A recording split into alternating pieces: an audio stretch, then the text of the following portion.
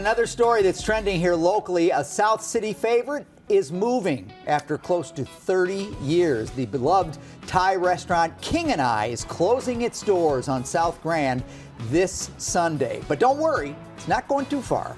The owners say they will reopen sometime in September in Richmond Heights. And this will be on Dale Avenue where the old Blaze Pizza used to be. I know where that's at. Yeah, the owners are working to recreate their new space and make it a modern environment. But even with the changes, you know the menu is going to include some of the same dishes that you all love for the past 30 years.